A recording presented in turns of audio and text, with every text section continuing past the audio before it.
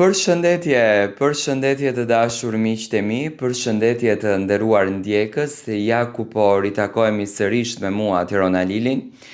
pikërisht këtu në kanalin ton Monitor TV për të vazhduar të sjellim ngjarjet edhe lajmet më të fundit pranë jush. Dita e djeshme ka qenë një ditë në fakt me shumë dinamika, me shumë lëvizje, me shumë situata që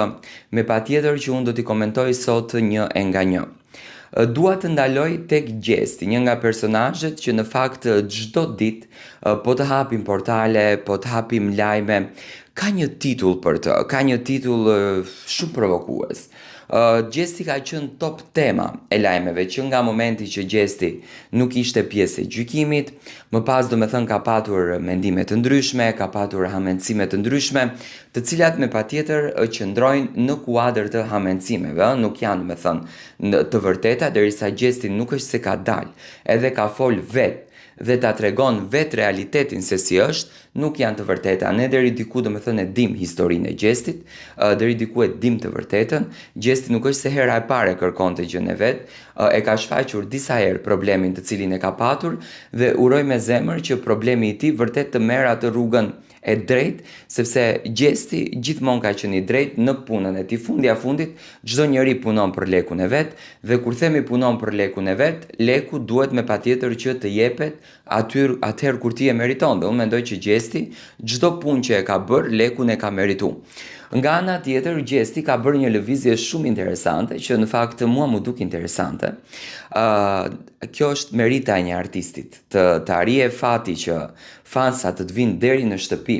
të kërkojnë për një fotografi për të takuar. Kjo në fakt është merita e një artistit, por këtu ka dhe një pjesë tjetër që Gjesti ka treguar një anë të tij shumë modeste. Sepse për shembull, fansat nuk kanë guximin që të shkojnë tek një personazh tjetër publik në shtëpinë e tij, sepse gjithmonë e kanë atë frikën, atë ndrojtjen se si ti pret, se çfarë sjellje do ketë, a do të jetë njerëzor, a do të jetë arrogant etj etj.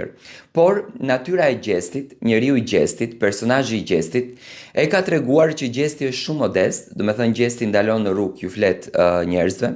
në për koncerte është shumë i thjesht me publikun, dhe nga që ka filluar që të pranon dhurata për t'ju mos ju aprishur fansave,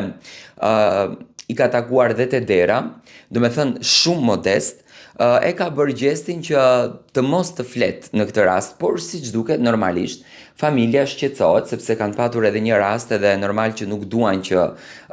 të kenë çdo ditë njerëz të panjohur në shtëpinë e tyre